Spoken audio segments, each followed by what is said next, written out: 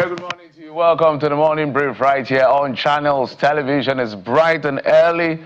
As a matter of fact, we will bring you up to speed with the big happenings around the world and in the country. I'm Jeffrey Uzama. What a weekend it was. Good morning. Welcome to your perfect morning starter right here on Channels Television. I am Bukola Koka. Hope it was a good weekend, Jeffrey. No. I can't help but ask. No. It wasn't particularly a great weekend for me. The weekend perhaps started off pretty well with all of the happenings, you know. Well, it was a busy weekend. Let me start that way. It was a very busy weekend. But we felt that we'll crown the weekend up with, you know, some exciting news from the world of football, the World Cup playoffs. Yesterday, these guys almost gave me hypertension. Literally, it was a very, very difficult match to watch. And I was just looking at, I don't know what went wrong. I don't know. There are so many questions that has gone through my mind, because as far as this issue of the Super Eagles is concerned, we did well with Gabon, 4-1 after extra time. And then we eventually got into extra time after the equalizer by the DRC. And then we got to that very game of chance, penalty. And then we started with losses. You know, Mwabali rose to the occasion, even sometimes, although at some point during the match, I don't understand what he was doing. We finally played our 5 penalties on each side.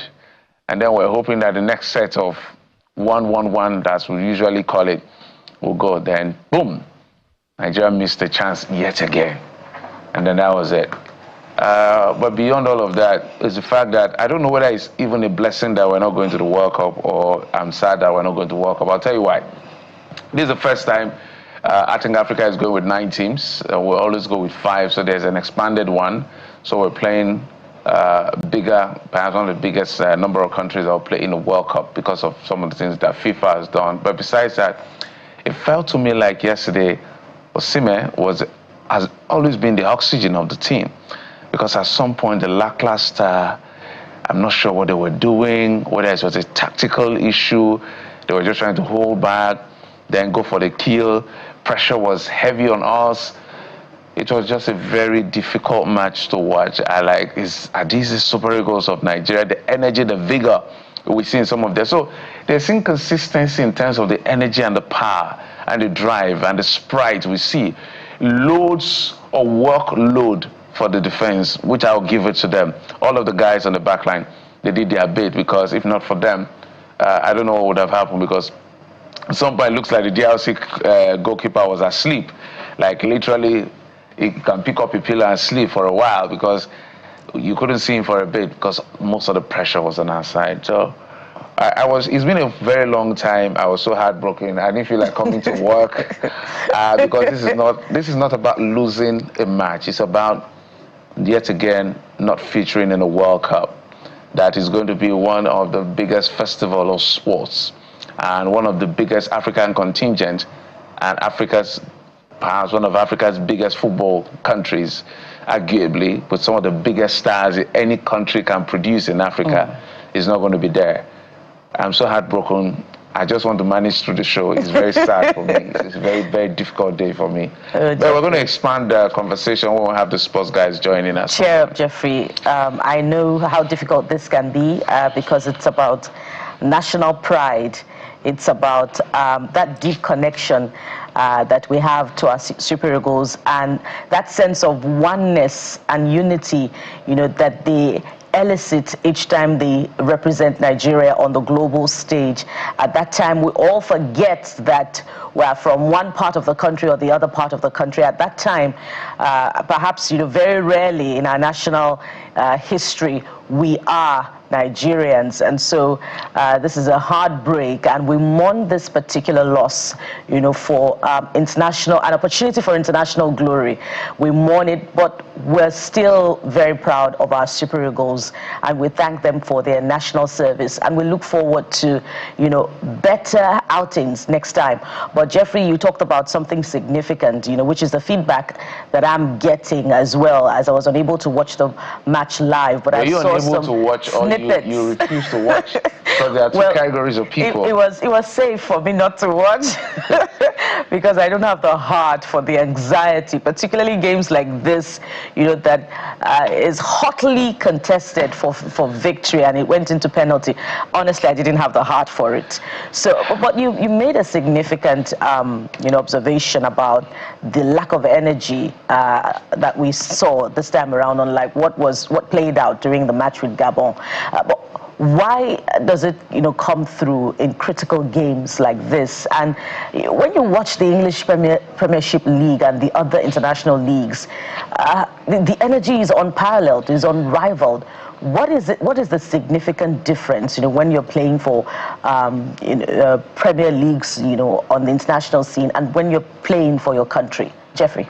I think they are the best to answer the question. The Premier League or any other league they play for is what pays their bills.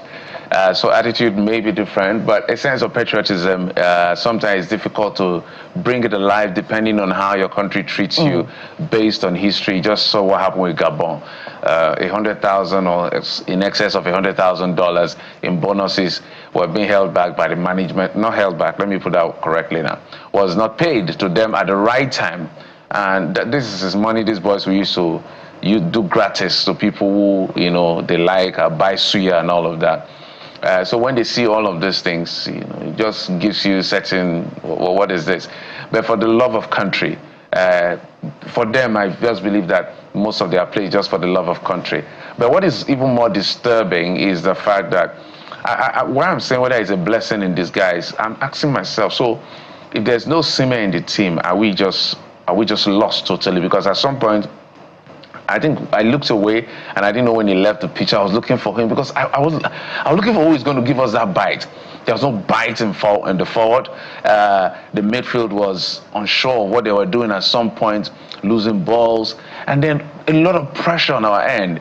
So I was thinking, is this a tactical issue? Because sometimes it could be tactical to just put that pressure on yourself and then hit a counter for against the run of play. It's also strategy, sometimes to be lackluster. But when I was watching, I didn't feel like they were playing like anything was at stake at some point in that match.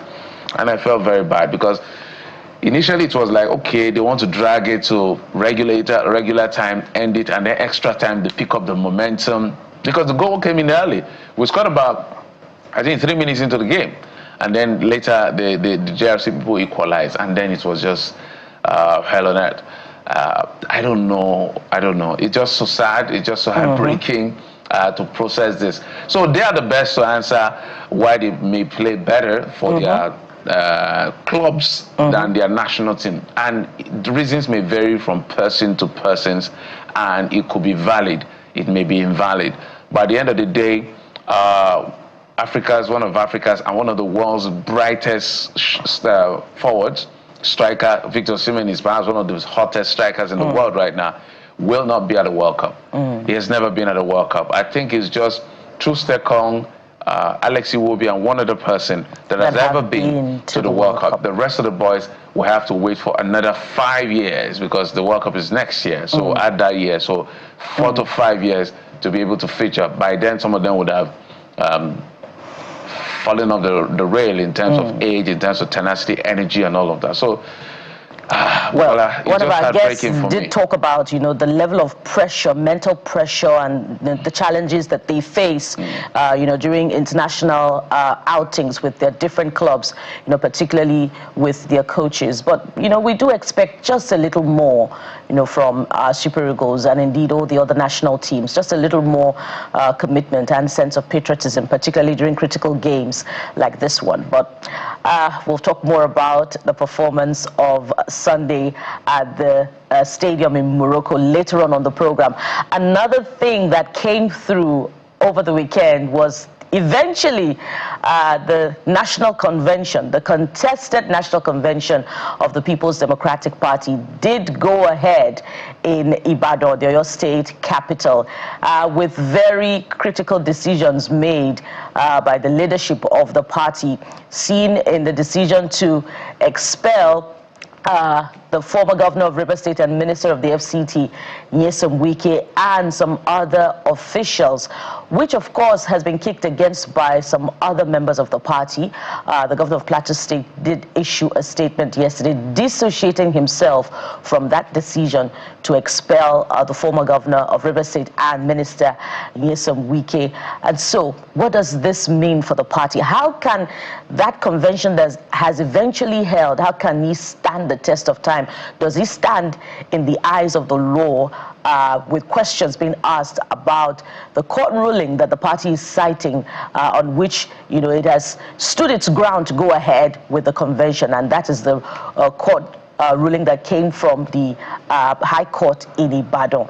Of course, we're going to put through these questions as well later on the program as we begin. So we'll be looking at State of Nation, and of course also talking about just held convention of the of the People's Democratic Party and the outcomes of the party. Of course, we'll have other matters as well coming through. Jeffrey. As a matter of fact, there's going to be an expanded conversation on the State of the Nation. Osita Chidoka should be joining us to talk about the issue of roads, as well as polity and the politics of our country. And then we'll segue from that to the all-important conversation. Yes, an all-important conversation because I'm heartbroken. Football. Super Eagles of Nigeria will not be heading to the Americas in 2026. Maybe we'll just make do with December Africa Cup of Nations and see how that plays out. But for some of us who are lovers of the game, patriots, we are very heartbroken. So that is a picture of the show. It's going to be a big one for us to have this conversation with you. So stay with us, and whatever it is you're saying on the social media, we will track it right here on our trend segment. But we'll take a quick break and we will be right back. Stay with us.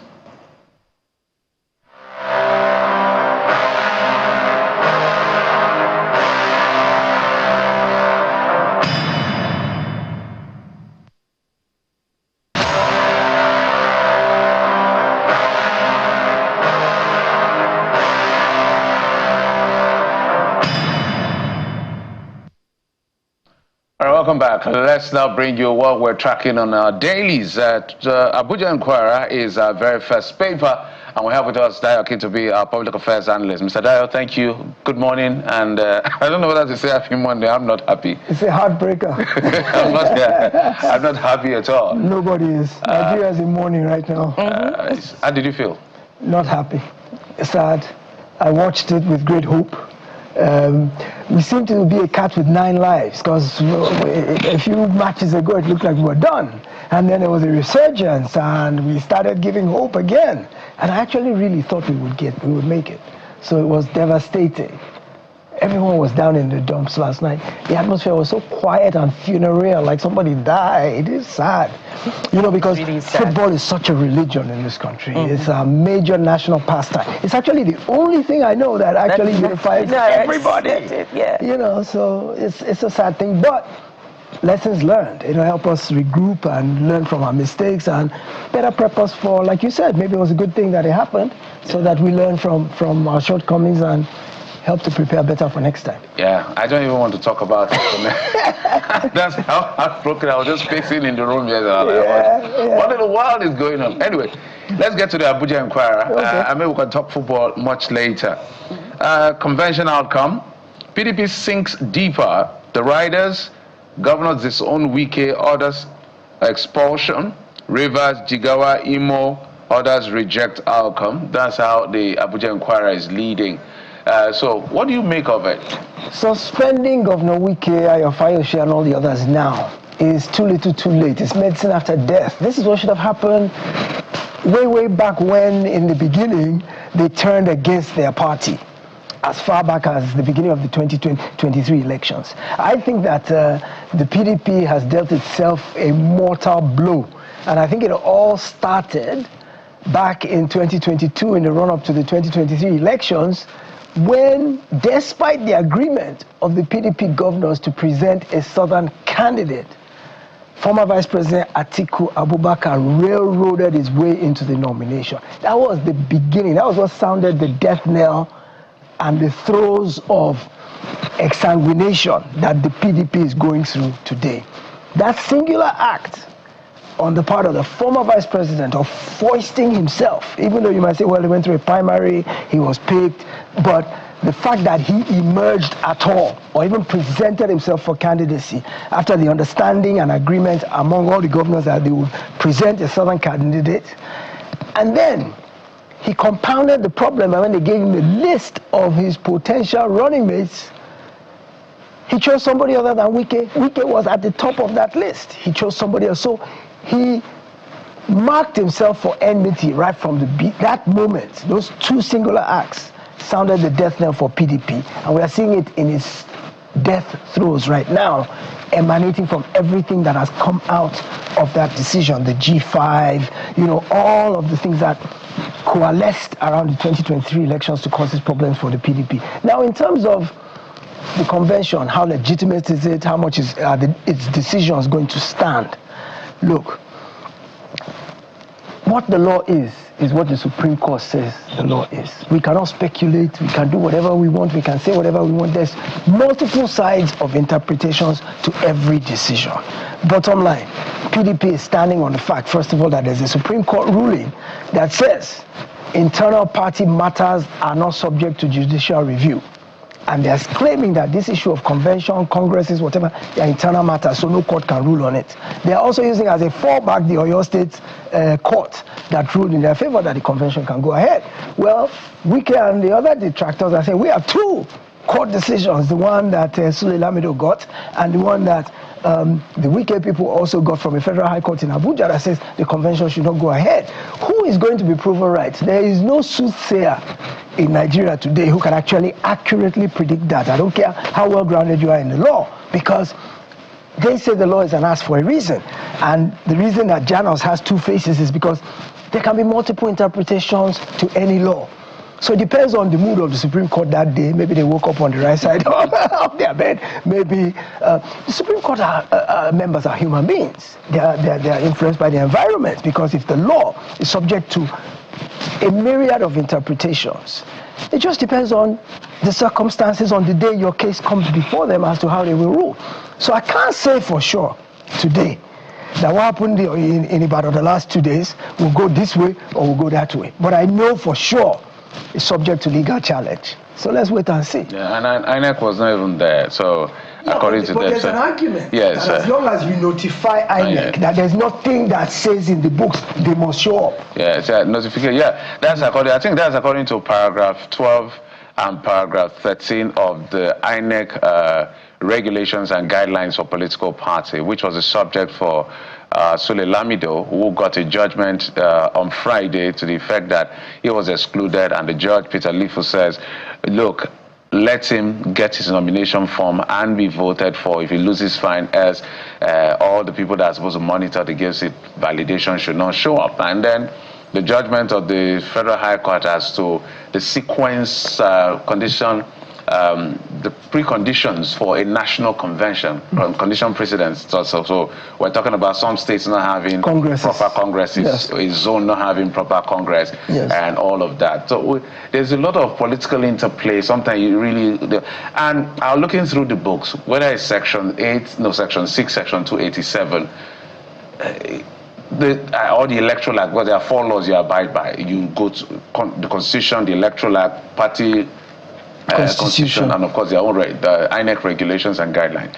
I don't know whether there's anything that says if you're filing a suit, it must be Federal High Court or State High Court. They're also standing on that as well. So there's a lot of, this is classic conundrum, yes, for the PDP. But we'll see how it goes eventually, because everybody seems to have their own argument up their sleeve to be able to make a case. But the Supreme Court has been very clear. Judgment after judgment. So they don't come here if it has to do with membership and leadership. Yes. Except it has to do with nomination of people for primaries and all of that, according to section 84, subsection 14. Yes. But politicians don't listen. No, and the sad part in all of this, the sad part in all of it is this issue of the fact that the only viable opposition, the only party that's arranged solidly enough to form a viable opposition is what is in disarray now and is at risk of extermination, which now, I mean, again, it's become a cliche now to talk about a one-party state, a autocratic, all-powerful one-party state. But the truth of the matter is a vibrant democracy requires an opposition? I would have loved, because I'm coming to, it comes to you in a moment. I would have loved, where I'm sat, first and foremost as a journalist, this gives us a lot of work. Because we're like the third in the layers of so the first layer of holding the executive is the National Assembly. Yes. Then the opposition through the National Assembly. Yes. Then the civil society, and then the media. So this is all the checks that has to put this executive on their feet. But it looks like perhaps everybody has collapsed, apart from a few CSOs, and now the media is directly, that's why they see you sometimes as an enemy. Now, where I'm going to with all of this at the end of the day is the fact that if we're not, I would have loved Bola Tinubu to be tested with a strong opposition. Very strong opposition, because he has never lost an election. Yes. So I've studied his politics. He does what I call tactical immobilization of the opposition. So he won in, I wasn't very familiar of his senatorial run, but he now became governor. You know what happened in his second term, and then how he been able to build his profile, and then the odds were against him in 2020. I think that was the biggest odds he has ever faced. Yes. In 2023 now, when Atiku Abubakar came. But this would have been classic, him seated and but opposition is falling apart. We don't know whether they will rise again. Bukola, do you think they will rise again?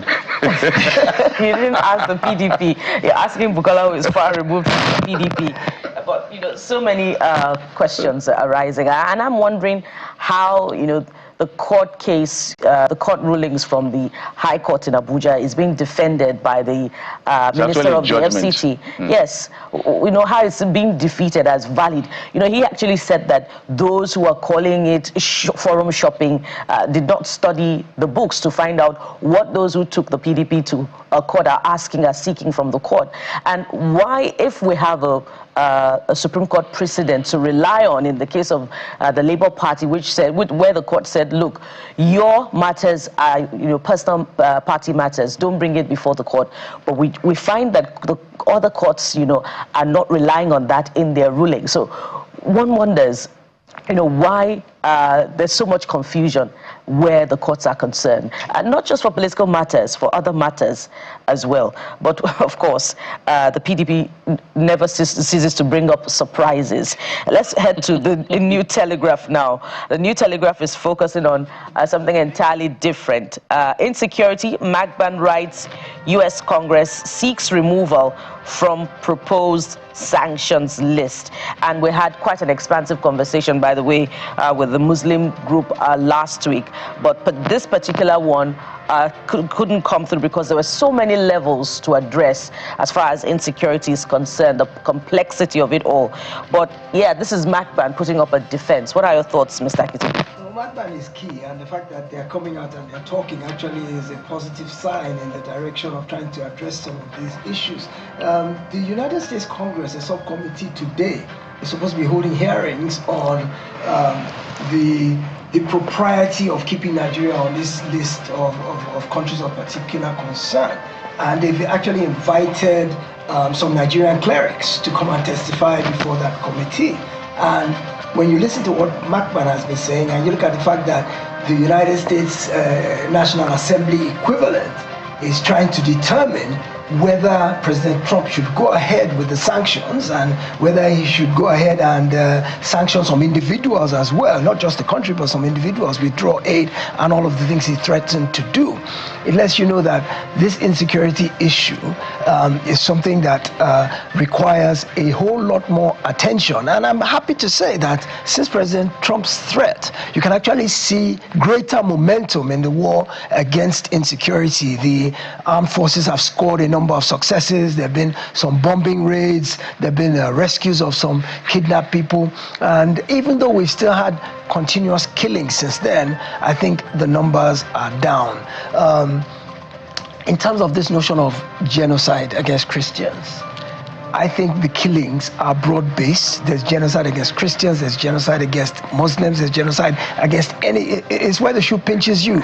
If it's your people that has been exterminated or killed unjustly, it's genocide from where you sit. So no matter your religion, and that's why I think it's too narrow to frame it from a religious perspective, because it is how it hits you that you perceive it to be. So of course Christians are perceiving that this is an outright war on us simply because we are Christians. And it diminishes the capacity to fight it if we frame it so narrowly.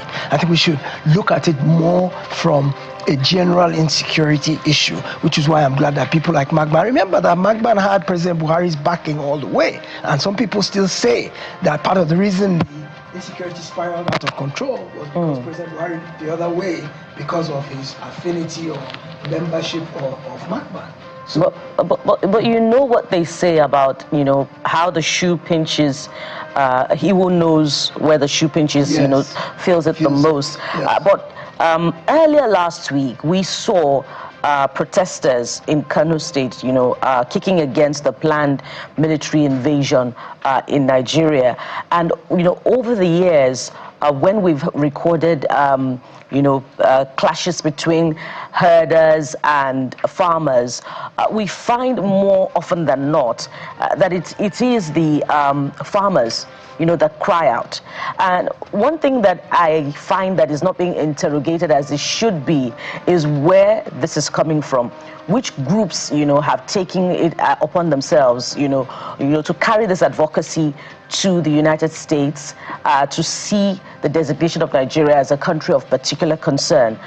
Since the proposed military invasion, we've also seen, particularly from comments and reactions of those online who are welcoming the invasion, who are crying out about government failure, they're coming from you know, the north central, the areas where there's been a failure of security. So if, you know, other groups are coming to say, look, there is no genocide against Christians in Nigeria, Christians are not being targeted, what is happening is more complex, why do you think we're not seeing that public outcry from, you know, the Muslim groups to say, and indeed it's not just amid this particular, you know, security situation gaining global attention, it's been over time.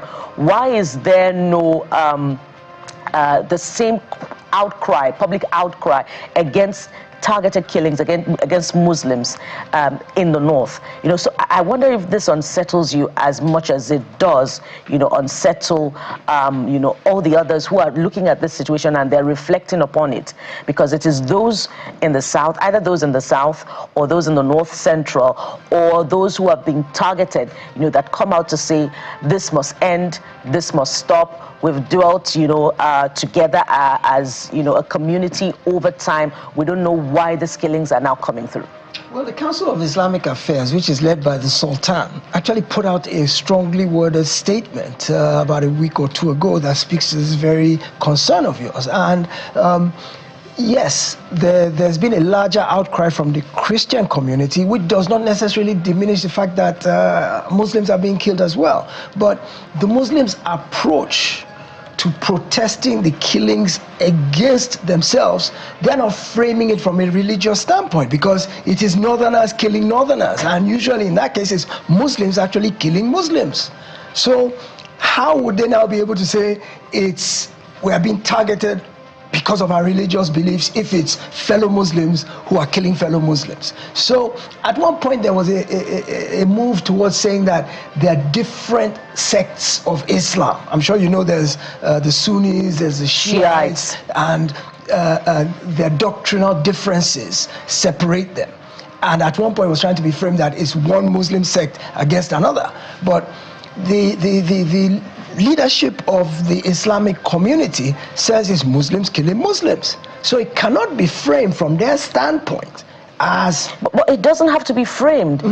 Killing is horrible wherever and however it is done. Absolutely, but remember... So there must be a public outcry against it. Yes, indeed, absolutely. But you're saying, why is the outcry coming more from the Christian side, and why do the Muslims seem to be muted in their opposition or in their abhorrence of what is happening even to their own people? And I'm telling you that on account of the fact that it has been framed as a religious extermination, as a religious persecution, that takes away the momentum from that argument on the Muslim side, because it's their people killing their people. Whereas the Christians can say, it's another religion who's killing us for our religious beliefs. And then there's the notion of the fact that farmer-herder crises have been painted as issues over land, whereas it's coming out now slowly that a lot of the killings are actually based on land grabbing and issues of mineral resources below the ground that are being sought by cartels with international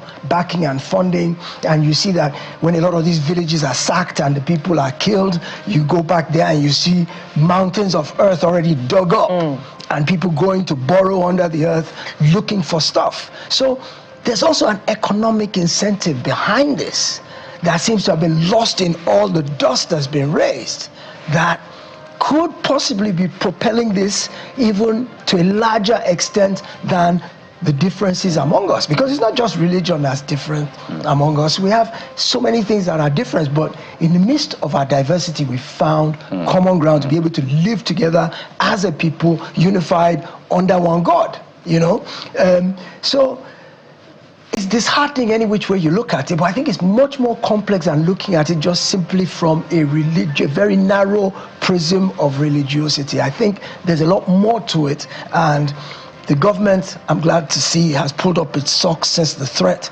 I'm going to try and follow the congressional hearings in the US today because Nigerians are testifying before that committee, and the outcome of that, the recommendation of that committee could very well have an impact on what President Trump decides as the way forward. So I think it's important we pay attention to that. I think for me, two things. First, we lie too much to ourselves. We don't face the brutal honesty. If people are being targeted, allow them to make that claim and solve that problem. Yes. On the other part is the fact that it's a failure of the system to be able to protect anybody adequately. And so I think the whole clamor right now, as you rightly said, is to see how we can accept. Yes. I think maybe we'll just accept there is genocide. However, I want to frame that genocide.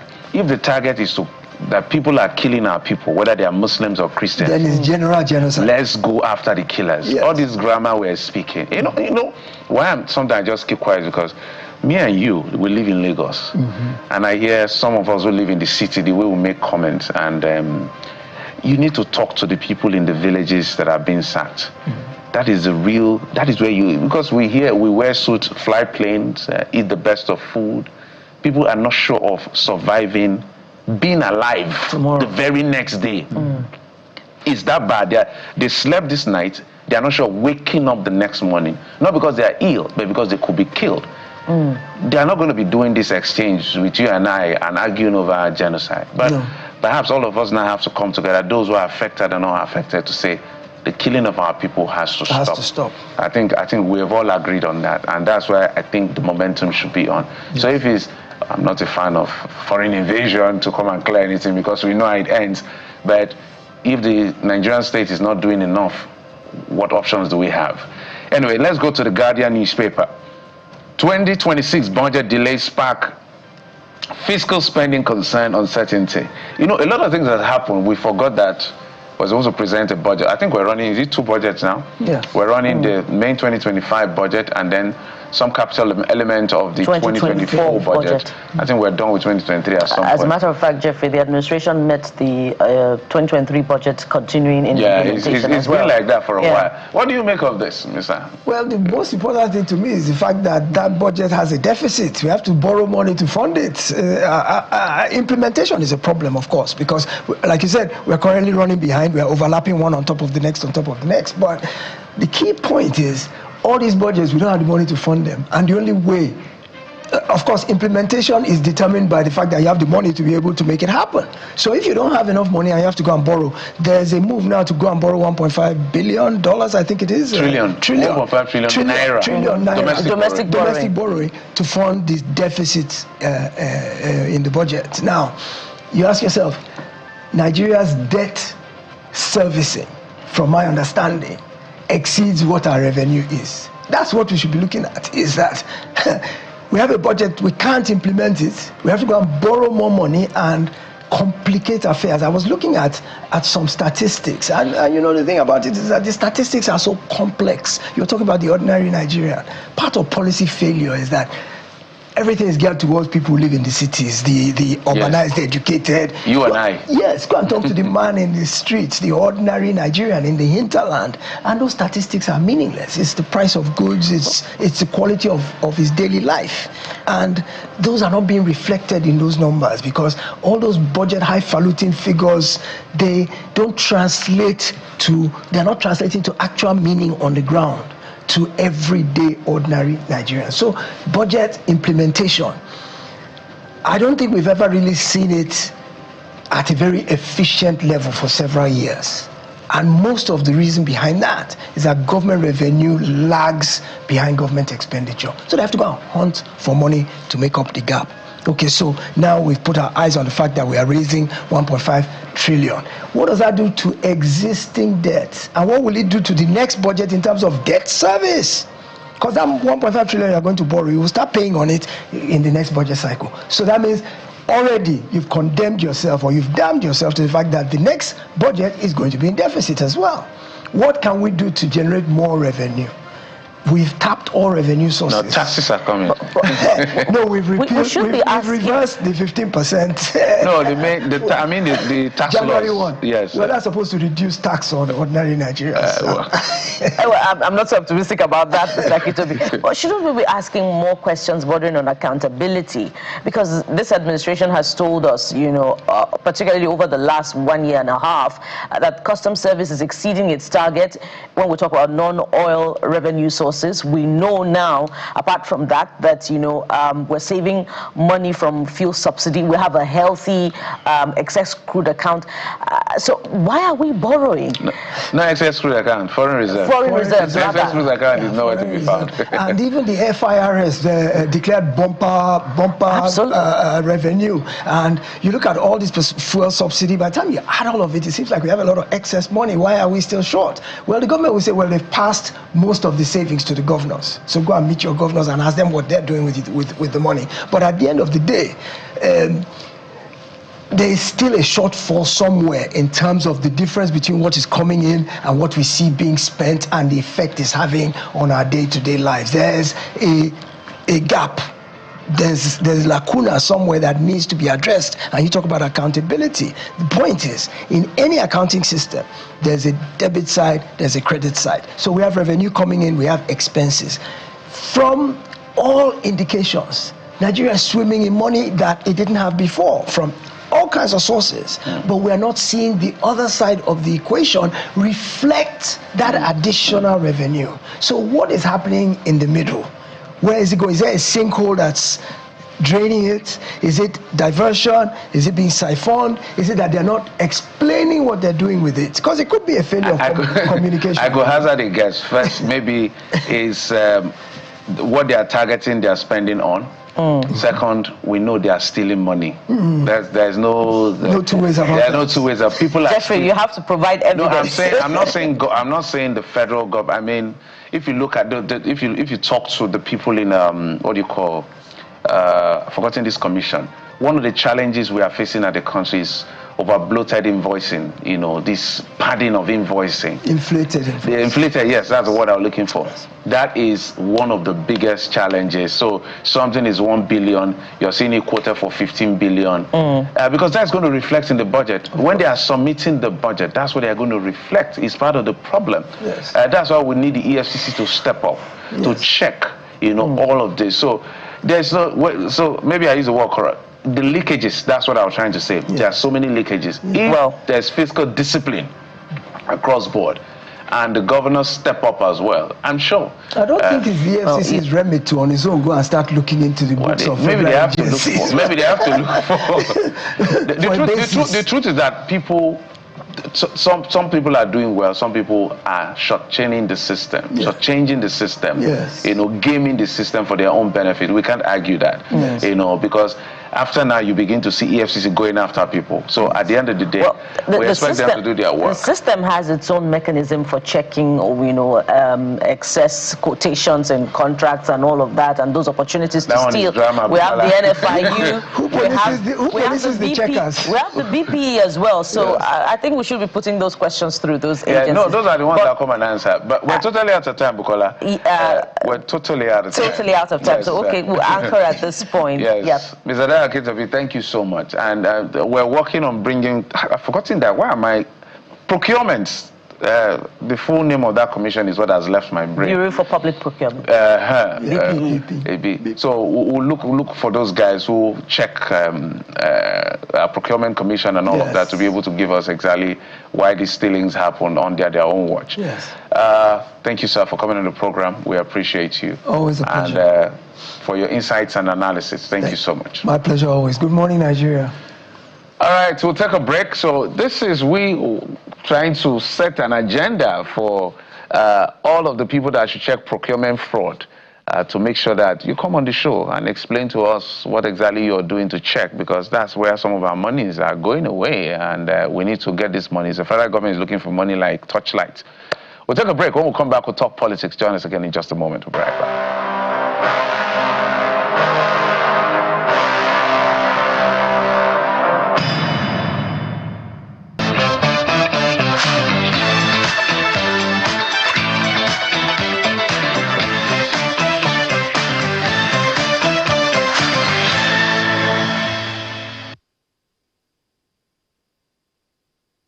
Welcome back. Let's now bring in Dachong Bagos, a former member of the House of Representatives from Plateau State, joins us virtually. Honorable Bagos, thank you so much for coming on the program.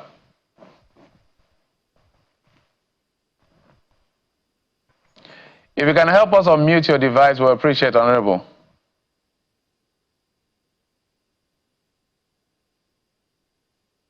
Can you hear me? Oh dear. Honorable Bagos, if you can hear us, please help us unmute your device so we can hear you. I guess you're hearing us. We want to also hear you so that we'll be able to have a conversation, two-way conversation. Let me try again. Can you hear me? Okay. So basically, Honorable Bagos is a member of the People's Democratic Party. I don't know how long it's going to still be, because these days I like to ask questions, Bukola, as to, are you still a member or you're you? Well, Jeffrey, that's where we're planned to start from. Did he attend Saturday and Sunday convention in Ibadan, the Oyo State capital? Is he in agreement with all of the decisions that have been made? Because these days, when you see a People's Democratic Party member, you have to ask them, where are you? Are you still with the PDP, or you're out of the PDP, or you're in the PDP with one leg and the other with another leg? You know, the other day we had a PDP member from Enugu State, from Anambra State, and we were asking him if he had who he would be supporting, and what was the state of things with his governorship candidates in Anambra in the governorship election.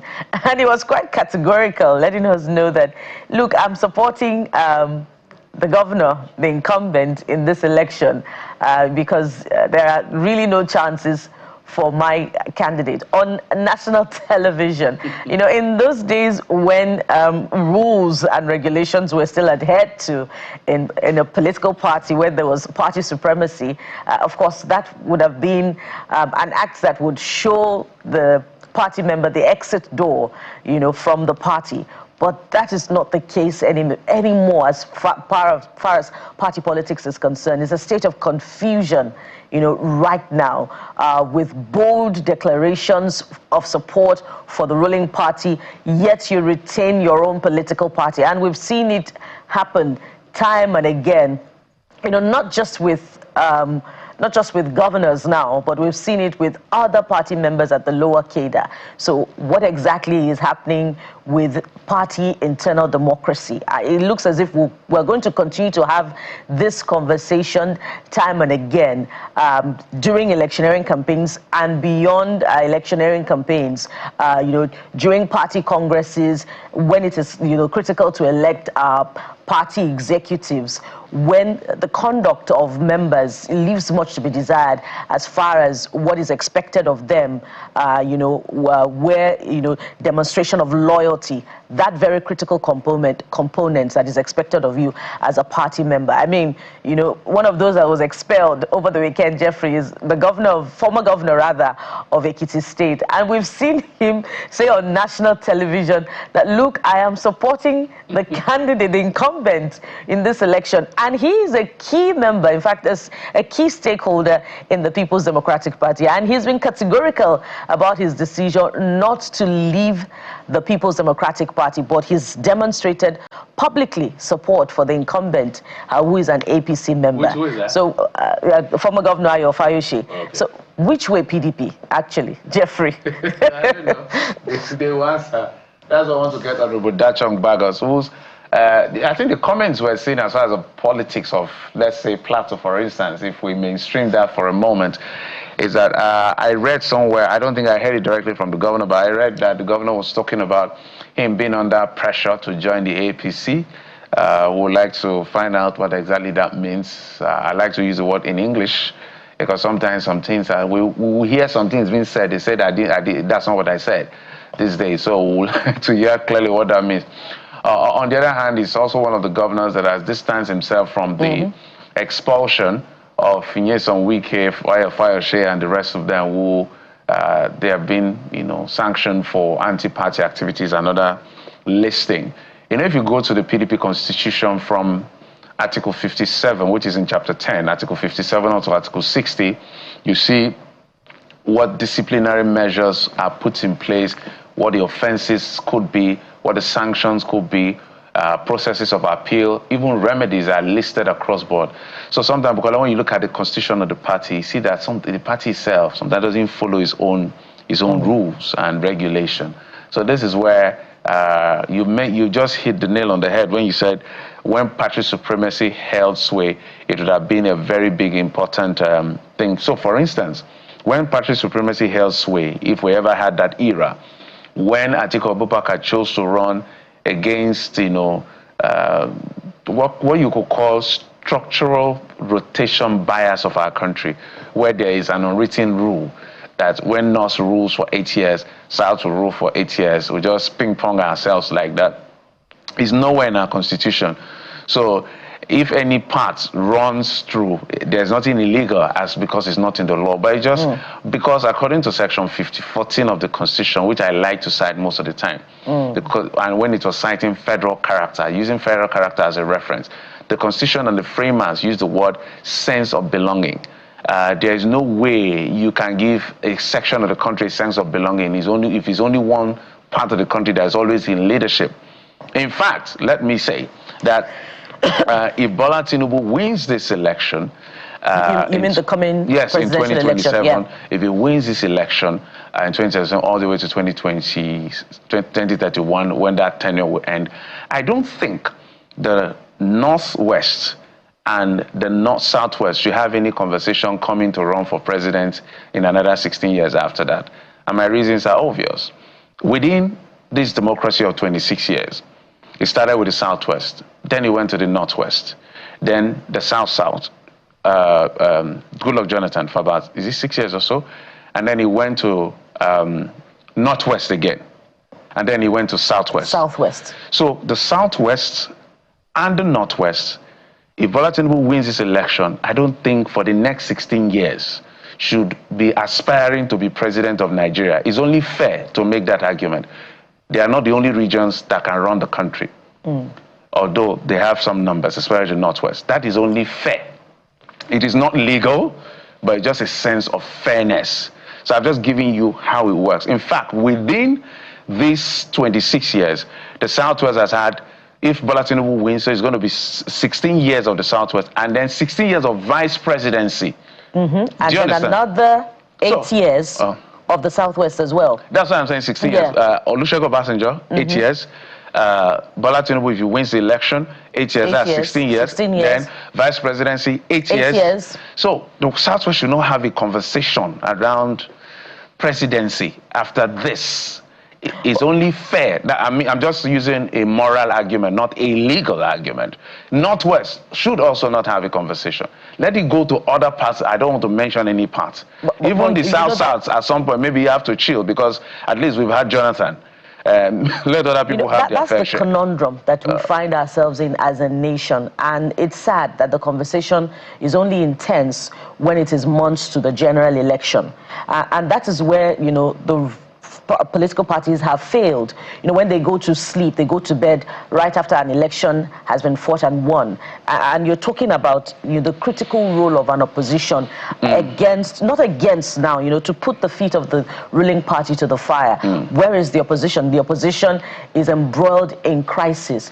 You know, time and again we talk about the need for the Southeast also to have a go at the seat of power, and we see a lack of consensus even within the politicians and elder statesmen from that part of the country. But it's not just about the Southeast. As we say, competence really is everywhere in Nigeria, and we have over 200 ethnic groups. So how do we give each group a sense of belonging? The political parties should rise to the occasion and have you know, ideological conversations around this, beyond even ethnicity, ideas about how to transform the nation. There should be a balance across the divide as far as these conversations are concerned. We're hoping we can still, you know, have this conversation about the outcomes of the National Convention of the People's Democratic Party, of course with a slant of the realignment that has taken place in Plateau PDP. We also saw yesterday politicians from across political parties in the PDP in Plateau State yesterday also defect to the All Progressives Congress. So is it as a result of, you know, a disillusionment with happenings in the PDP, or there really is some incentives going on behind the scenes? I think that person is best for Bagos. Honorable Bagos Dachong, I don't know how much time we have with you. We've been trying technology. He's defecting on your behalf. It's a defection season. Yeah, well, maybe the network is already behaving like the PDP, so I don't know if you can hear me now. You see your political party, Honorable Dachong. We can hear you now. Let's yeah, well, go ahead, please. Yeah, well, it's unfortunate. I can assure you, you're talking about the PDP. The PDP is still a registered party in Nigeria. But at the same time, we don't know which or how many political parties will be functional. It's quite unfortunate that we are facing what we are facing. And it's quite unfortunate that it already looks like we are facing towards one direction. But again, it's something that as a member of the party, someone that is standing for election and will stand for election. And again, Geoffrey, you should be able to remember that someone that had a judicial genocide in 2023, this is a time for us to be very careful on a way forward and what to do.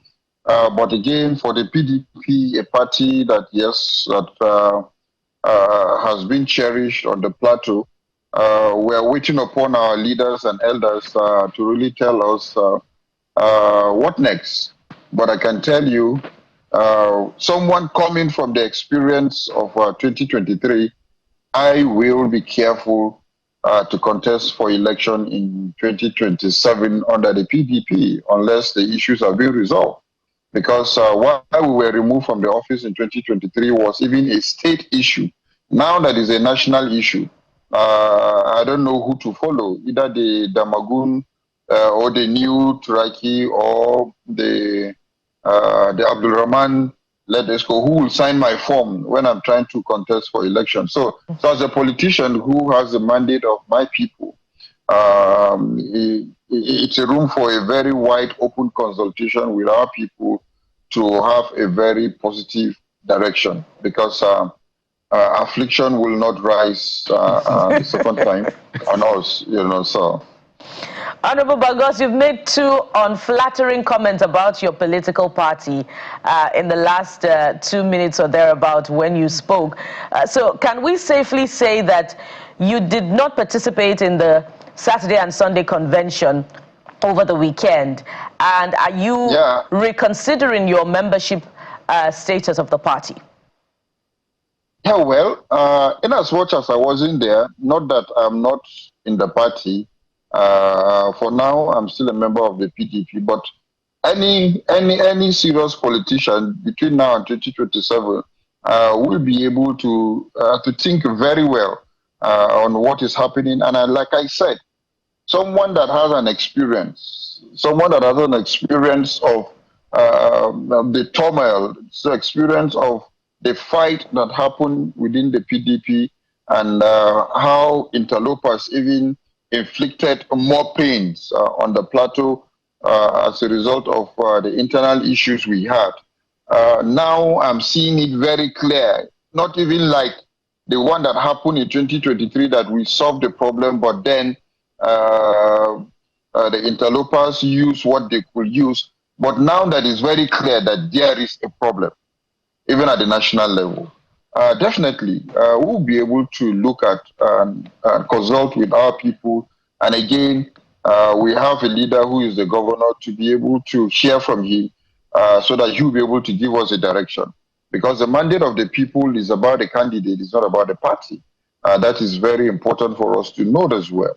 That the Plateau people, if you check the social media, you will see a banner, an online banner going, the People's Plateau People's Party. And what Plateau People's Party means outrightly is that whosoever that is our candidate, whosoever that we love as a person in any other direction, that is the direction. But I can tell you, for now, the leader of the Plateau People's Party is His Excellency Barrister Caleb Manasseh Mutfwang. We're waiting for his direction to see which of the registered party, if it will, if the PDP failed to fix its house before election, definitely we will hear from him.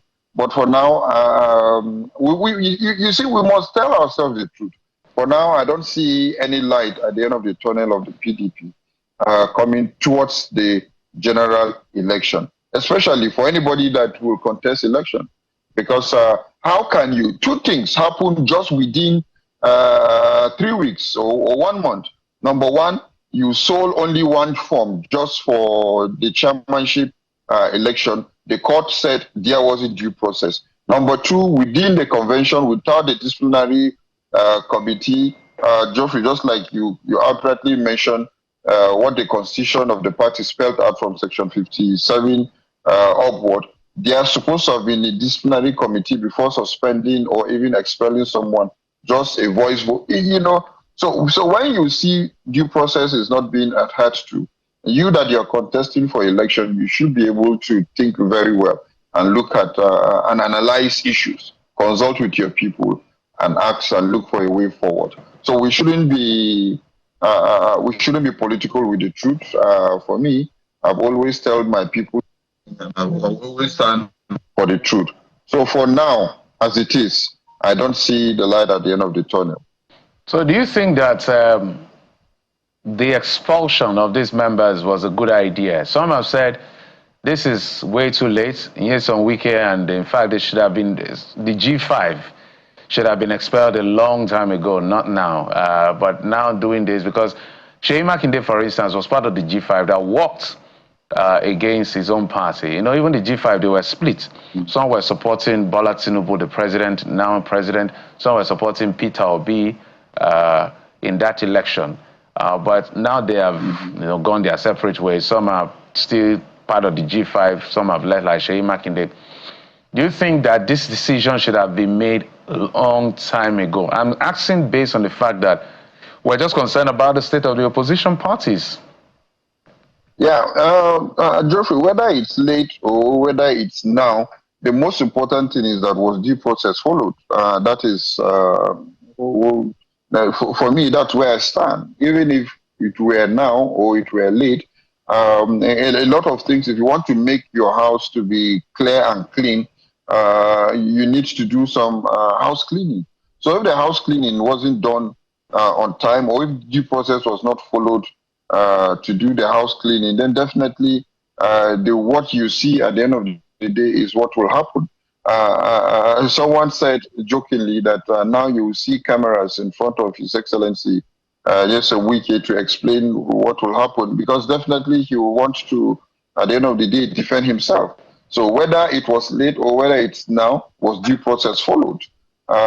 It's not because whether you're with Wike or you're not with Wike, but the most important thing is that we have a party that we need to have built. We had a party that we could have really gave out a strong opposition to Nigerians, for Nigerians to believe. But when the party, at the end of the day, we just do things as if we're in the market square, then definitely that will not hold. So whether it's late or whether it's not late, because if you say that it's late, meaning that they were the problem of the party, that you needed to have taken decision earlier. So if you had not taken decision earlier, which means they were not a problem in the party, and now you realize that they're a problem in the party, you just do what you need to do through the window. So that, to the leaders of the party, the ball is on their table, that look, the right thing needs to be done. My own is that in any aspect of life, just like you were talking about the BPP, is that let due process be followed. Are you saying this because your principal is against the decision? No, not just. No, not that because my principal is against the decision. Was the right thing done? If the right thing was done, I know that my principal, His Excellency Barrister Caleb Mutfwang, is that he's a seasoned lawyer, someone that has been in the bar for decades, so he knows the right thing. So if the right thing was done, I can tell you, to save the party, he will be there and stand with you with the party. So it's not that because he stood against it and that's why we too were standing. No, it's because was the right thing done and was the right thing ever done. So these are issues that we should not shy away for understanding that was the right thing done or not. That is the most important thing that we should be able to understand at the end of the day. Just like you clearly spelled out the provisions of the Constitution, that should be what we should hold going forward in terms of these discussions. So can you tell us if it's true that your principal is under pressure to defect from the PDP? And if he does, would you also be defecting along with him? Every politician, every politician that has value in Nigeria today is under pressure by any other political party, not just the APC, because every political party is shopping for a good candidate that will be able to win election for, and every political party, either be the opposition or be the ruling party, is shopping for candidates. So definitely, he is under pressure. We are under pressure to either join the ruling party or to join other parties as well. So it's midterm, 2 years down to election, and every political party is shopping for. If at the end of the day, he's so decided that it's APC, and he has been able to convince everybody that, look, these are the reasons for us to get to APC. Right? So be it. But I can tell you, our ideology and values are most important, because the ideology of the candidate is what we stand for. So the ideology of His Excellency Barrister Caleb Mutfwang, who is a leader of plateau politics, in terms of him being on the seat today as our leader, I can tell you his ideology is very, very important for us to lose at this very particular moment. So if he decides to say that, okay, he is going to change the narratives in APC, he's going to change the narratives in any other party, YPP, ABGA, or any other thing, Plateau person stands with him. Because what Plateau person needs today is that a Mutfwang should be a governor. I've always said it, that the Mutfwang as a governor in Plateau in 2027 is what is most important for us. So if there is Channels Party or Birthday Party, and that's where Mutfwang is, that is where Plateau people will be. So wait and see what will unfold in the coming days. But even me as a person, what I'm seeing in the PDP, I'll even advise him that PDP is not the way out at the moment, unless things are being done rightly. because you don't know what we went through in the courts, from tribunal going to appeal court, from appeal court going to Supreme Court, all the prayers and all the anointing oil, all the whatever, there were prayers, amongst prayers, just because of a human error.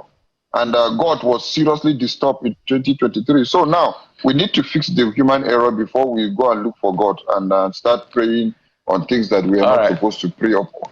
Yeah. So and again, you know, the politics of Nigeria, and even looking at the politics of the PDP and other parties, as it is that, look, while we are having this, we need to inject young people into the system, so that young people will bring in fresh ideas into it. So what I'm looking and expecting from the PDP is that can young people be brought to the table? Can young ideas brought to the table to see that instead of them busy, bring these young people together to bring in fresh ideas into the party.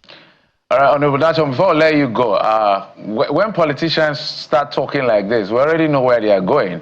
But we're not going to let we already know where they are going. Well, it's not about what politicians. One reality has down on a politician, Geoffrey. Yes. One reality of lack of due process have down on a politician or any other person. Definitely, and that's why even in marriages you go for counseling. But in this case, we are still going for counseling. So reality has down on us. We shouldn't shy away from it. Yeah, we know that yes, PDP will be a registered party in 2027, but we don't know if PDP will be on the ballot. We must tell ourselves the truth. All right, Honorable Nat'l. Yes, I particularly empathize with you and your colleagues because I know that the same case that the governor won at the Supreme Court, you lost. And that's the same thing at the Court of Appeal. So if your case had if the structure had allowed your case to get to the Supreme Court, perhaps you have still been in the House. But I understand where you're going to with all of this. In closing, are you worried about this conversation around one-party state now that it looks like all of you are heading to the APC? Absolutely, I'm worried. I'm worried about that. And again, even to the ruling party, that when you jump pack everybody into one system, definitely you're going to have a problem because of ego, because of trying to see what everybody wants to get in terms of dividends of democracy. There will be a lot of chaos and so on and so forth. And unfortunately, you can even see what is happening on the plateau, that some people are putting in press statement that the governor should come. Some are putting press statement that the governor should not come, because automatically once the governor comes in to the APC, he automatically resume leadership of the party in that state alongside with leaders of the party in that state. So some people are feeling that if he comes, maybe the supremacy might. So that, and some people are still having the pain of 2023 election that we need the governor to be there so that we'll be able to challenge him. So how can you even challenge him when you have made everything to be a one-party state? So these are conversations around politicians that you should be able to give room for everybody. Unfortunately, we don't have independent candidates, but then definitely one-party system, it's something that we should all be worried about. But again, like I said, the caveat that I will still give, that if His Excellency happens to get there, I can tell you that any party he is, it will be righteous, it will be of due process, and at the same time, it will be who he is. He's standing as with a man of integrity and the people that he has behind him. So for us, that is what is more paramount. Let's have the platform that will have credible leadership on the platform. Honorable Dachang, thank you so much for coming on the program despite the network. So we're looking out for what happens on the plateau as far as politics is concerned. So our eyes and our ears and our everything will be paying attention to the plateau. We already know where Taraba is headed on Wednesday. Yeah. So, well, unfortunately, yeah, totally out of time. Thank you. Yeah, unfortunately, we don't have time, Geoffrey. If not, we could have looked at issues, more of issues that have to do with plateau people, not just about politics, but the life of a plateau person is most important. That's what bothers us, and that's what bothers everybody in government in the plateau today. Not just about which party you are in. You know. Yeah, we'll definitely have to bring you back for that conversation about the interests of the people. Thank you so much, sir. We appreciate you. Bagos Dachang is a former member of the House of Representatives. Thank you, sir.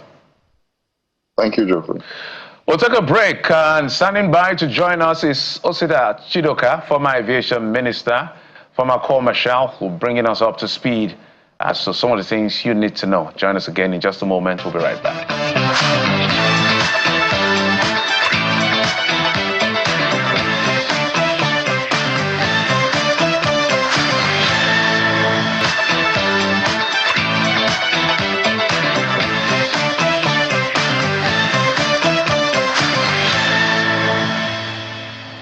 Welcome back to the Morning Brief right here on Channels Television. So Sunday, November the 16th, was celebrated as World Day of Remembrance for road crash victims.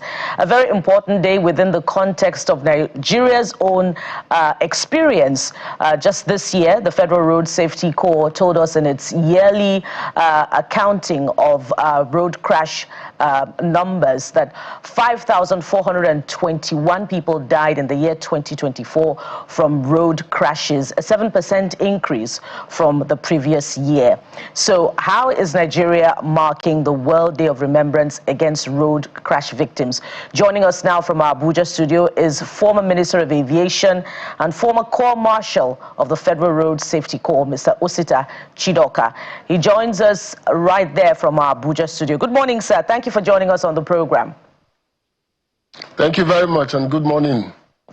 Now, before we get into the matter, your primary objective for being on the show, I can't resist the urge to ask you, if you feel more convinced about your decision to throw your own PDP membership card out the window, now figuratively, in 2024, when you see happenings with the PDP in the last couple of months.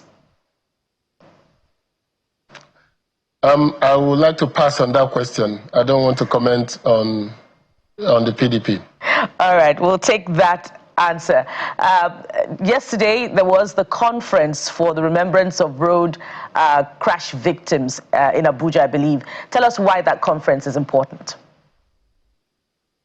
Yes, yesterday we started with the walk, the candlelight procession. There is an international road crash victims African conference starting in Abuja. It started yesterday, or rather day before, with some social events. But today, the conference proceedings are really starting today. What is significant about this conference is that the World Day of Remembrance for road traffic crashes in the world that we celebrated yesterday, or we commemorated yesterday, was founded by a woman, Bridget Chaudhry, who lost a son in 1996. The son was hit by a vehicle that was trying to beat the red light. And she started Road Peace, and that led to a day of remembrance. She proposed the day of remembrance. And then she started the Remembrance Day every third Sunday in November. And in 2005, the World Health Organization, which had been designated the focal organization for road traffic crashes by the United Nations, presented to the UN, and it was adopted that November, third Sunday of November every year will be the remembrance of road crash victims. So this is the power of an individual, the power of a person to change the course of history. And it is interesting in Nigeria that another woman is here again moving the dial, and that woman is Justice Monica Domba-Mensing, who lost her son in 2011. Then I was still Corps Marshal. And she came to me with tears in her eyes, with pain in her heart. And after our conversation, she joined the Special Marshals. She founded KRSD, named after her late son. And then since then, she has pushed that other mothers do not suffer what she had suffered. She has pushed to make our roads safe in Nigeria. So the KRSD is the engine bringing Africa together to Nigeria to discuss about road safety. And why is that important? It is important because in 2024, we had a total of 9,000 crashes as reported by the FRSC. We had 5,000 deaths for the whole of 2024.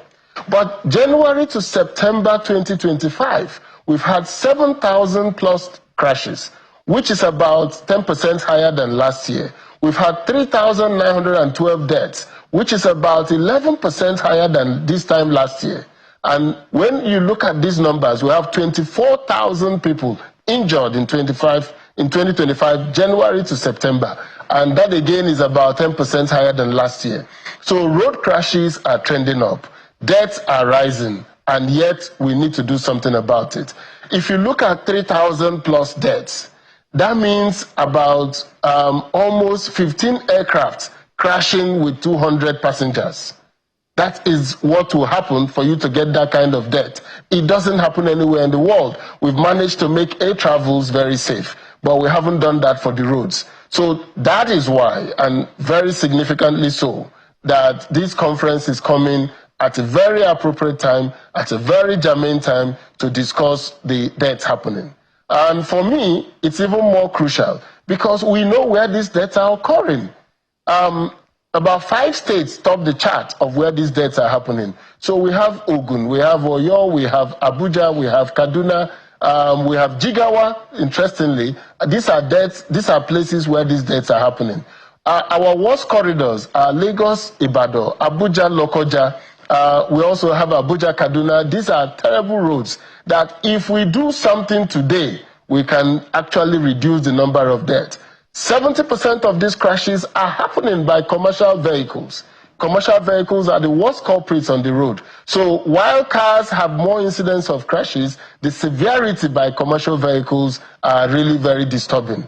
So we need to do something, and that's why this conference is coming at a very opposite time, a very, very germane time. And that's why I singularly praise Justice Dumba Mensing for taking her grief and turning it into a national movement. And that's what we should do in Nigeria. We should not wait for it to happen to the next person. We should be able to come together and find solutions to our serious and deep national challenges.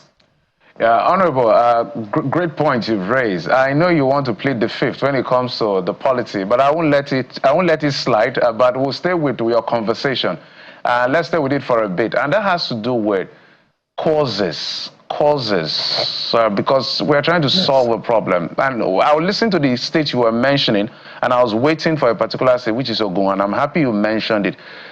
What are the major drivers, and what does this campaign intend to address? Is it the infrastructure or the attitude of the people? What exactly is going to turn the tide and scale down the numbers as drastically as possible from your experience as a corps marshal and what you've seen today? So my solutions are quite simple, and it's amazing that some of these solutions can be that simple. So in 2009, 10, 11, we had a World Bank project. The OECD countries, the G8 countries, have agreed that 10% of the cost of road construction should be dedicated to making the roads safe. So in 2009, I was in London to talk to the European Bank of Reconstruction and also to the World Bank. And we agreed that 10% of this money should be dedicated to road safety. So in Nigeria, in 2010 area, we finally got a $10 million grant from the World Bank to look at 5 corridors. So we had corridors that drove from Abakaliki to Mfun. We have Bida, Mokwa, Jeba. We had 5 corridors like that. And this money was spent in buying patrol vehicles, speed devices. We also spent the money in training of the staff. We bought breathalyzers. We brought motorcycles to reduce speed on those roads. And after 1 year, I think it was 2013 that the full operation went on scale, we saw a reduction in crashes in these corridors. And I had always preached that this should be scaled at a national level. The country should not rely on donor funding. So if you look at the budget of the Ministry of Works, they have about almost 2.4 trillion for road construction. And I'm saying, let's not even go to the 10%. Let's go to between 1.5 to 3% of that funding. That will give us about 30-something to 60 billion naira. To look at all the corridors where people are dying today, the Ministry of Works will procure the safety devices for these roads while FRSC does the enforcement, so that we can then put together funding that will help us to reduce speed, look at the road designs, and make sure that all the devices on the road are in place, and particularly that the enforcement on the road is optimal. So if you look at the FRSC budget, it has about 3.9 billion for 2025. That 3.9 billion, about 70% of it are for purchase of houses, building of new commands. Nothing in the budget is addressing these 5 corridors where the crashes are happening. None of them is affecting these 5 states while the FRSC has reported that overspeeding accounts for 65% of the crashes in Nigeria. 65%. So if you take that number and take these 5 corridors and get the president, and this is my passionate appeal to the president, and I'm sure he will hear of this conference and what is going on in this conference. I'm saying to Mr. President, we don't need any new legislation. We don't need any new work. All we need is for the Ministry of Works to, from the budget that is already assigned to the roads, whatever it is possible this year, so that from next year they can actually make more explicit budgeting to say, at least let's take up these 5 to 7 or 10 corridors that are the high points and make them optimal and make them future-proof them so that they'll be safe. So this is a simple solution, because when Nigerians had plane crashes in 2005 and 6, we met and brought 19.5 billion, which in 2006 was worth $150 million in 2006. So if we come together today and put, even if we put 30 billion in road safety, it's still worth less than $20 million. And that will help us to keep these roads safe. No country loses 5,000 people from a particular incident and do nothing. But let me tell you the price of doing nothing. If we do nothing and these things keep growing at the current 10% between 24 and 25, and FRSC remains without patrol vehicles and fueling to go about at least reducing speed on our highways, by 2030, we will have lost about 65,000 Nigerians from road crashes. It could be me, it could be you, it could be anybody. And that is not good enough. That is not good enough. The Vision Zero is possible. And I tell people I'm passionate about road safety. Road safety is not the same as FRSC. FRSC is the Federal Road Safety Corps. But road safety is an issue that all Nigerians should be interested in. And if we're interested in it, there are avenues. We know what works. The G8 rule works. We've tried it in 5 corridors during my time, and it worked. We know where the people are dying. We know the 5 corridors where the top percentage are dying. We know the 5 states that are the top states where people are dying. We know the major cause, overspeeding. So what are we waiting for? We can fix this problem. All right. And I believe that the president will listen to this and fix this problem. All right.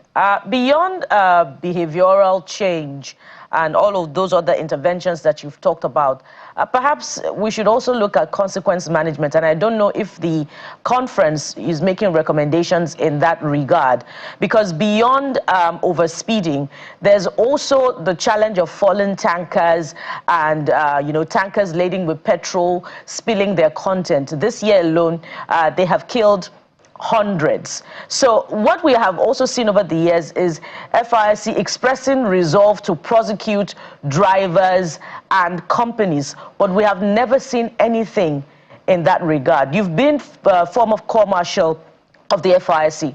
Please talk to us about why there has been very low numbers of prosecutions in that space. Well, I don't even know if prosecution is the simple solution, but let me go there. The FRSC is an organization. I have a policy of not criticizing publicly or discussing publicly, and for 2 reasons. All these Corps Marshals that have come after me worked with me, and I have direct access to them, and I engage them regularly. So I will always engage them. But let me tell you, the issue of petrol tankers is a very important issue. And now there's a refinery in Nigeria and we are buying trucks to distribute fuels directly. We need to go back to that issue. During my time, we had a conversation with Total, and they took 40 FRSC staff to APTH in France. They were in France for 1 month, and they were trained on safe management of tanker drivers. So we now brought them to all the tank farms. They were FRSC staff to make sure that the trucks themselves are safe, that the trucks themselves are fit for road. So vehicle testing.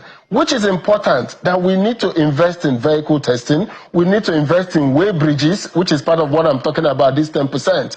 We need to, so that the tankers, as they are joining these major highways, we need to weigh them and be sure that they have the correct axle load. Then we need to have vehicle testing that annually, all commercial vehicles, especially the trucks, must go through testing to be sure that they are okay for the roads, for using the road. So the FRSC is not just going to go about prosecution, but they need to go to the source of loading fuel and make sure that safe loading, safe operation, the tankers have their seals covered, so that even when crashes do occur, they will not be dangerous on the road. And more importantly, they need to look at the drivers. I believe that all commercial drivers in Nigeria must use the commercial driver's license, and that will warrant that they will do drug testing, they will do regular alcohol testing, and they will have vehicle inspection areas where they need to be trained. So the state governments are in charge of vehicle inspection and driver testing, but I'm thinking that the FRSC should build national driver testing centers for commercial vehicles. They may operate with the private sector, they may do it together with the states, but we need to be testing our commercial drivers. We don't have, giving somebody 45,000 liters of fuel without knowing that person is like handing over a bomb to a mad person. And I think a lot needs to be done about that beyond the prosecution. Of course, when the crash do occur, FRSC should prosecute. They use the mobile courts, and I know that they have been quite active in the prosecution circuit. It's just that people don't hear what happens eventually with the prosecution. I'm happy with your characterization, and I feel that what you're proposing should be like the incoming tax laws that is generating fever across the board, because consequence of bad behavior, it's not as effective as it should be. It goes to other clients. Sometimes even expressway have a limit. But we're totally out of time. Just one question for you. Are you going to foray into politics yet again anytime soon? Because it looks like you just told yourself, I think I'm done and dusted on this one. Is that the position, or I'm just exaggerating your position? No, I'm not done and dusted. You will hear from me sooner than later. Because I see how you want to confine us to the conversation that brought you here, but because of time, I'll let you off on this one. Maybe when we have some other time, you answer those political questions. Well, Jeffrey, I'm not quite done yet. Because we can't have somebody of your stature and not ask you political questions. I'm not quite done yet in that space. Since you say we're going to hear from you very soon, so under which political party would it be? That's what you will hear when you hear from me. All right, we must anchor at this point, and thank you very much. We've been talking with the Minister of Aviation. Yes, I had to keep to the topic because this is a very important issue, and I want Nigerians to please pay attention to safety of our roads.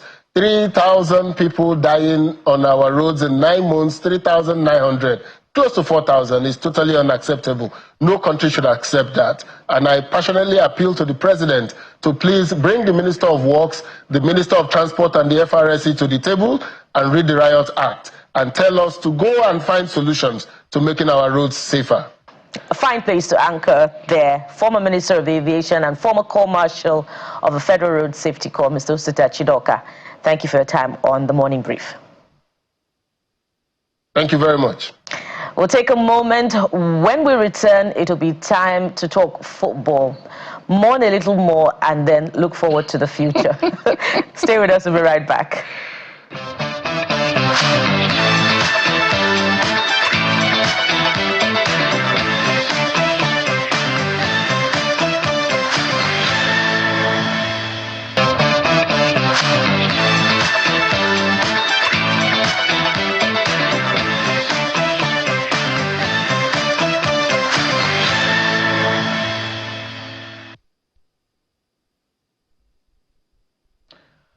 Welcome back to the program. Let's talk sports. Okweyemi Akinyode is sports journalist and with Mainland FM. He's a sports editor as well. Joins us right here in on the morning. This is your first time on the Morning Brief. Yeah, it is. You're usually on Sports Tonight. Sports Tonight in China. Good to see you, and good morning. The morning after. I don't know how good the morning is, but it's a very bad feeling. I'm not going to lie to you, Jeffrey. Unfortunately, we have no business being in the playoffs in the first place. I mean, imagine us having a group, excuse me, that has Lesotho, excuse me, Zimbabwe. We didn't even play any of the tough or big footballing powerhouses on the continent of Africa. We didn't play Cameroon, we didn't play Egypt, we didn't play Senegal, we didn't play Algeria. We didn't play those teams that should give us some problems. But we had Lesotho, we had Benin Republic, we had Zimbabwe. South Africa. I'm not falling for that clique that South Africa are now rivals to us. They have only one AFCON title. That was in 1998. And that year we didn't participate in AFCON. So I don't see South Africa as such a rival to us. Even if we are South Africa, we didn't beat them over both legs. Neither did they beat us. So I don't put them in that rival category. I think we're just like a dance sticker with the playoffs. With the qualifiers. We felt like, don't worry, lose first game. Benin Republic came, they beat us. We didn't beat Lesotho, man. We didn't beat Zimbabwe home or away. We didn't beat South Africa home or away. You can't go for a World Cup qualifier and have 11 goals in 9 matches. It's not done. Look at Tunisia. Tunisia scored over 20 goals in their qualifiers and considered maybe 1 or nothing. Look at Morocco. Serious clubs, a serious country started the qualifiers like a sprint. They didn't look at it like a marathon. They didn't feel like even if you lose 2 games, we can still qualify. Unfortunately, we're here back to back now. We've not been to the World Cup. And I hope the table will always go back to, let's go back to the drawing board. I hope they've broken that drawing board finally, and then maybe we can restart again, Jeff.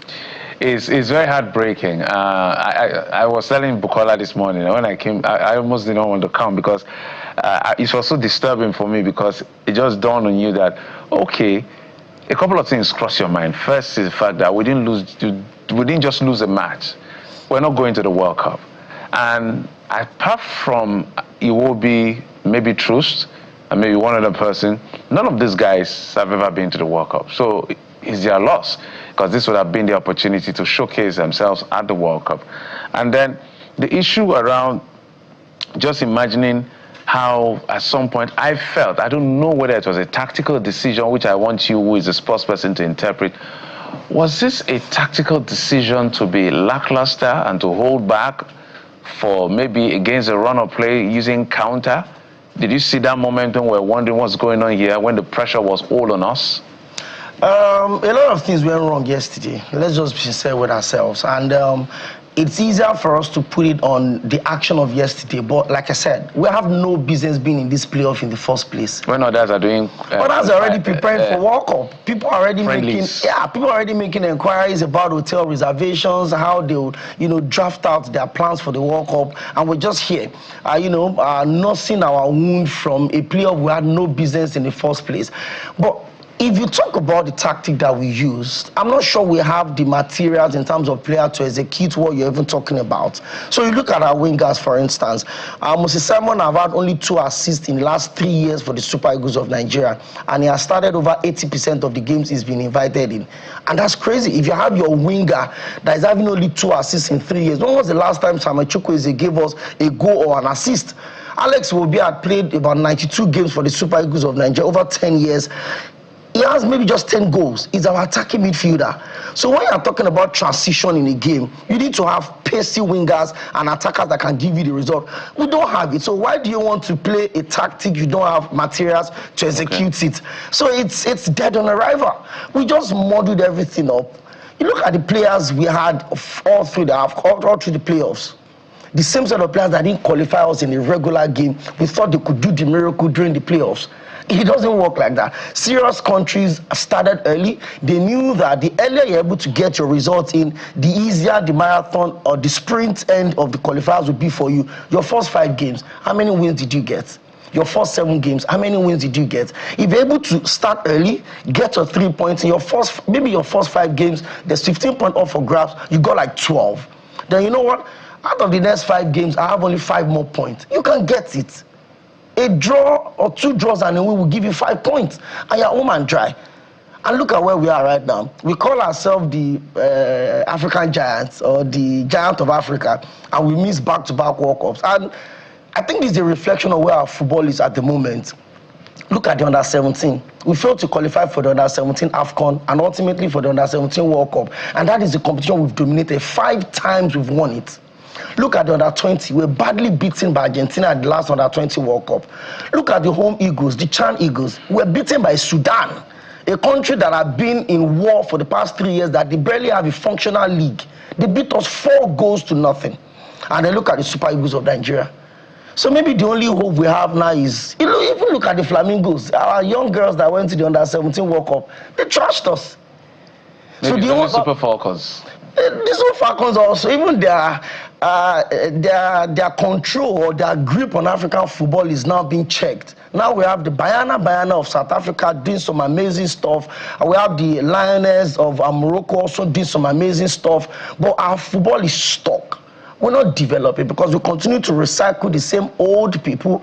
And my father would always say, only fools does the same thing and expect a different result. So as long as we continue to have the same people running the football that we have right now, recycling people nominating people that couldn't fix the FA of their states, we expect them to come and do magic at the NFF. But speaking of results, what was significantly different between the match against the Gabonese and yesterday's match? Because that was an outstanding performance. We got carried away with the Gabonese win.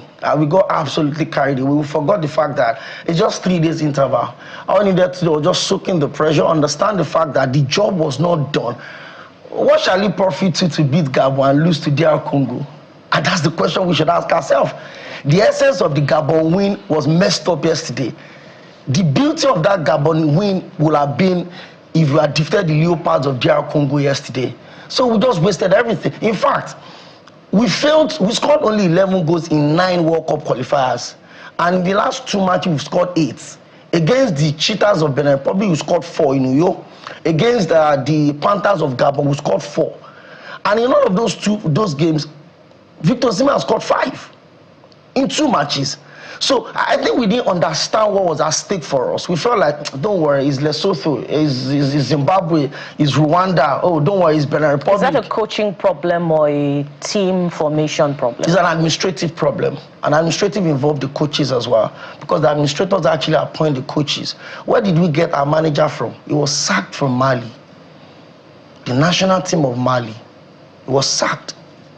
And that was the manager we waited. We came second in the last African Cup of Nations in January last year. And we waited almost 9 months after before we appointed a grade B manager to come coach us. A big shout out to Eric Chell. He did the best he could. He has some good percentage of wins since he's been here.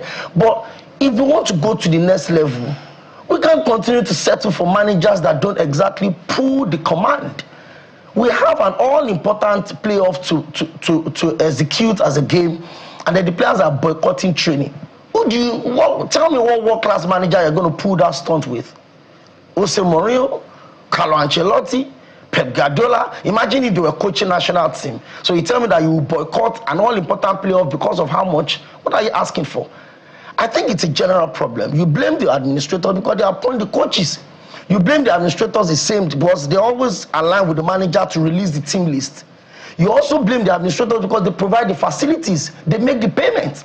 If the National Sports Commission said they release all of the funds that the Super Eagles deserve to get, why is the money not getting to the players? You can't beat me and tell me how to cry. If you owe me money, I can ask you at any time. But it's a failure of the system. Why should you owe people in the first place? Why? I work for you, you pay me. Why do you have to make me hold you by your whatever before you decide to say we've settled it? Settle what exactly? So the same people you couldn't pay their bonuses, you are now offering them $30,000 per each goal scored. Did we have to get here before we started? Where did the money come from? Against Gabon, they scored for that $120,000. How much did we hear that the players were asking for? $130,000. But because they scored 4 goals against Gabon, you gave them what? $120,000 in cash. Raw dollars. So, but you couldn't pay them their bonuses and allowances. So I think it's a mental thing. We like the quick fixes, rush hour. Oh, we can stretch it, let's go. And if you had qualified for the World Cup, it will have been paper over cracks. We have a lot of problems in this country. Do you know that the social media handle of the Super Eagles used to block fans on X? If you tweet what the handler does not like, the official handle of Super Eagles will block you on X. Really? So that shows that, yeah, it's a closed door to criticism. Nobody wants to hear dissenting opinions. And that's why we're here today. So let's push it to a bit of the pressure also to the players. Yesterday, where I said, maybe this is a blessing in disguise, I saw how bitless, allow me to use that word, lack of enthusiasm, lack of energy. Apart from the defense line that seemed to carry all of the pressure, and at some point the carelessness of Mwabali, I don't know what's going on with him. The attacking and the wingers, I don't know what's going on. It looks like no Sime, no Super Eagles. How did we get here? That's the truth, actually. Because if you look at the numbers going through these qualifiers, then you find out that Osimhen missed 5 matches due to injuries. And out of those 5, we drew 4, we lost 1. And when he came back, out of the 5 games he played, we won 5, we drew 1. So that tells you how decisive Victor Osimhen is for the Super Eagles. Wow. And I'll say this, since after JJ Okocha, Victor Osimhen is the most decisive player we have in the Super Eagles. So let's flip it to the playoffs. In fact, the last game we needed 4 goals against the Cheetahs of Benin Republic. Osimhen scored a hat-trick in that game. And Frank Onyeka got us the 4th goal. And then when we came against Gabon, he lost a goal that would have finished the game in regular time, but he gave us 2 in extra time. That shows how important Victor Osimhen is to the Super Eagles setup. But the problem we have is this. Look at the ages of this player. So we have back-to-back African Footballer of the Year that won't be at the World Cup. Victor Osimhen was the African Footballer of the Year. Demola Lookman is the current African Footballer of the Year. Neither of them will be at the next World Cup. And look at their ages. How many of them will be available by 2030 to go to the next World Cup? And what makes us think that we'll fix the problems that got us here? We didn't qualify for Qatar. We said we're going back to the drawing board. Now we're back here again. We still didn't qualify for arguably the most historical World Cup ever in the history of FIFA, because it's the first time 3 countries will be hosting the World Cup. And we're not going to be a part of it. 9 African countries will be ready. So it's so awful to imagine that the first time we have an expanded rather for the teams. So you're telling me that out of the 9 tickets available, and maybe 10, if DR Congo goes to the Intercontinental Playoff and they meet teams like New Caledonia or Bolivia, with the game we saw yesterday, I have a feeling that Africa could get an extra slot. So imagine us having 10 slots and Nigeria couldn't get 1 of it. 3 times Africa Nations Cup winner. And we're not getting it. Look at the stars that we have. Look at Fuam. 3 Nigerian players are in the starting 11, and 3 of them couldn't do anything. So we used to have a situation where when you have synergy at your club level, your national team benefits. So we have Alex Iwobi, we have Samuel Chukwueze, we have Calvin Bassey playing for Fulham. One would expect that we should see that synergy when they come to the national team, but it's a different ball game. You're asking the question whether it is maybe the players, this. You can't give what you don't have. And I'm going to be very emphatic on this space. We don't deserve to be at the World Cup. Serious team go via the regular qualifiers. You can't go through the back doors. Maybe God of Soccer wanted a second chance for us. We keep talking about this same approach to, getting our teams together every other tournament. When are we going to get away from this, how do I call it now, this jinx? I don't know if it's a jinx. I think it's just the people handling the business of sports not understanding how deep a business it is. Serious teams are already going to the World Cup. They already signed partnership, media partnership. But you know that we barely have an official photographer for the NFF. They pick pictures from bloggers. It's as simple as that. So when you have people like that handling the responsibility, when you have a recycling process that throws away competence and brings in mediocrity on the altar of patronage, this is where we're going to. There's no jinx anywhere. Look at what happened to Morocco. About 7 years ago, the Moroccan football was in a bad place. What did they do? They sat back. They recycled everything. Morocco at the moment have the best sport facilities on the continent of Africa. Morocco can conveniently host the World Cup, maybe better than South Africa gave us in 2010. Because they sat back and said, we have money. We have the resources. Why shouldn't it fix our problem? Look at the Moroccan national team, the men and the women. Look at their club size. The under-20 just won the FIFA under-20 World Cup. And they're doing amazing stuff. They don't have 2 heads. It's just about getting the administrators to do the right thing. Put the right people that are competent, that are capable, and good enough to do the job. I don't know who else would we'll have to speak to do the right thing, because I think you guys were on the sports desk and covering sports, you've been screaming at the top of your voice that the managers of our sports need a change. I want a bad word almost came out of my mouth, but I had to restrain myself because we can't keep repeating the same lamentation all the time. Managers of our, I mean the administrators now. I don't know what kind of administrators we have, but I want to play this video. We'll be seeing it going viral. Richard saying that they were using voodoo. I'd like you to respond to it during yesterday's penalty shootout. That's our coach. At the end of the game, I could see that you were a bit frustrated with maybe some of the DR Congo staff members. Could you give us an update on what happened there? During all the penalty session, a guy of Congo did some voodoo. Every time. So this is why I was a little nervous after him. Yeah. What did you see?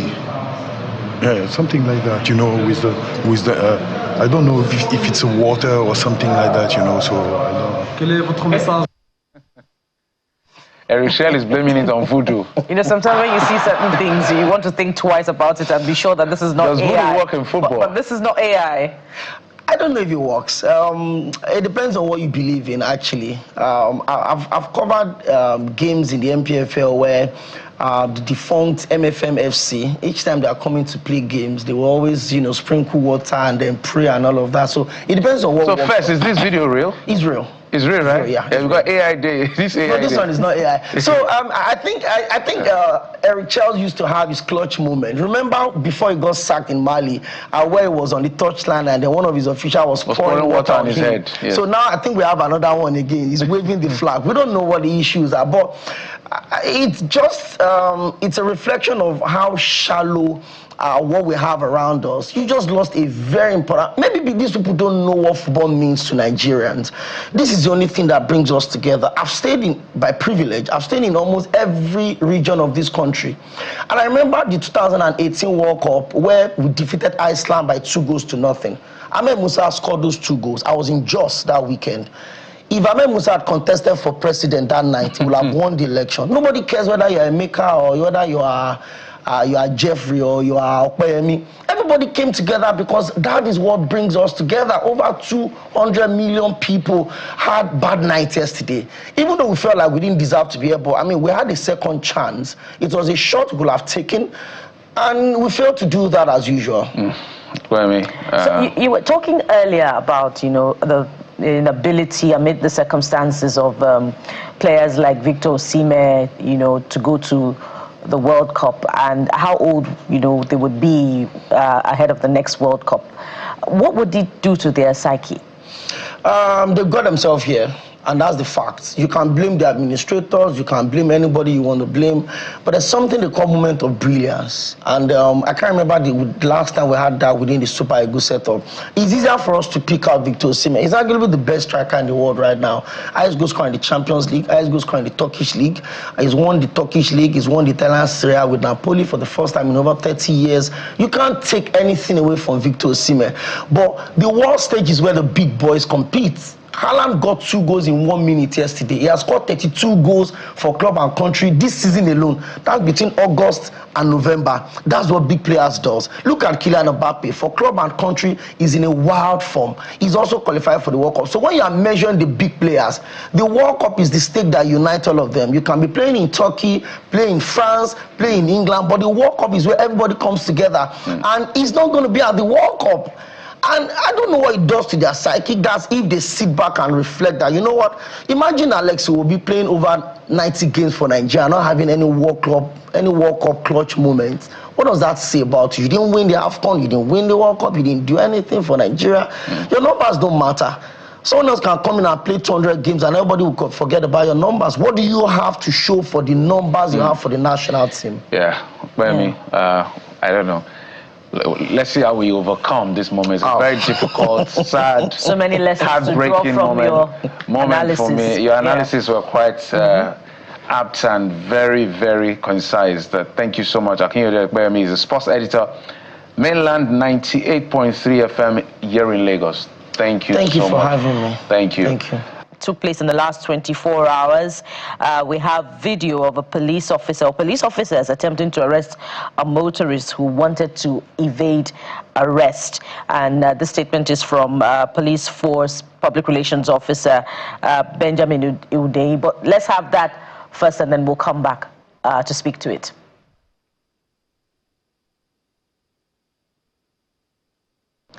Okay, let's take the trends as we wait for the video. I believe this is beyond incomplete papers. As an ASP in Mokola Division, I was on night duty and something similar happened. Posh Benz to what we found in the boot.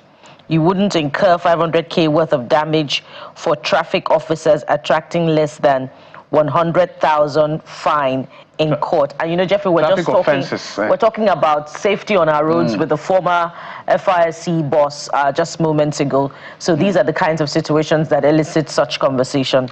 You have the next one from Lady Shola. Running away from law enforcement on his own is a punishable offense. If his hands are clean, why try to evade the policeman in the first place? People should stop behaving like Nigeria is a lawless nation. So everybody should be safe out there. I wish you could see that video, but we may not be able to see where the police officer attempting to arrest a motorist who wanted to evade arrest. And if you go damage something of 500K or 500,000 that you would have used just about 100,000 to pay as fine, what's the sense in it? Even your own personal safety is also a concern. For the fact that you signed up to die, if it comes to that, this is not the way. This is not what we expect you to sign up to. But I think everybody has their share of the blame. As the current Force Public Relations Officer has clearly stated. But that's it on the program for today. Thank you so much for your thoughts and for watching. Sunrise Daily is up at the top of the hour. I'm Jeffrey Uzama. Bye-bye. As Kelly would say, if you must drink anything while driving, it must be water. Thank you for watching. I am Bukola Koka. Bye for now.